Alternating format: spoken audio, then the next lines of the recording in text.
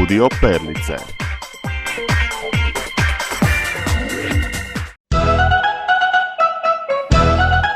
Na krilima mašte, uz puno lijepih stihova i ritma, naše malene prijateljice, polaznice studija za pjevanje, ples i scenski govor Perlice, povešće nas u novu nedjeljnu avanturu koja ovaj put starta u Grčkoj.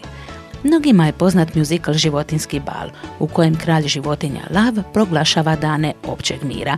Na bal stižu predstavnici svih životinjskih vrsta, a grčko izaslanstvo predstavlja svoju zemlju i običaje uz pjesmu Kalimera. Riječ je to koja na grčkom jeziku znači dobro jutro. Točnije, možete je koristiti do podne, nakon čega je poželjno reći kalispera, to jest dobar dan. Obje riječi je prilično lako izgovoriti, pa ako vas put nanese u Grčku, možete s njima šarmirati lokalno stanovništvo i tko zna, sklopiti možda neko novo prijateljstvo. Uostalom, priznajte i svima nama je simpatično kada neki stranac pomalo nezgrapno i nespretno izgovori dobro jutro ili dobar dan na hrvatskom jeziku.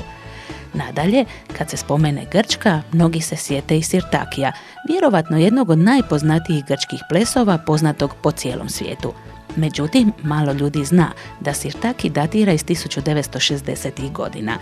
Naime, ugledni grčki glazbenik Mikis Theodorakis osmislio je ovaj ples za film Grk Zorba, ali na temelju drugih grčkih narodnih plesova. A prevedeno sa grčkog jezika, sirtaki znači dodir, a karakterizira ga postupno povećanje tempa od sporog i tihog do vrlo mobilnog. Slijedi dakle Kalimera.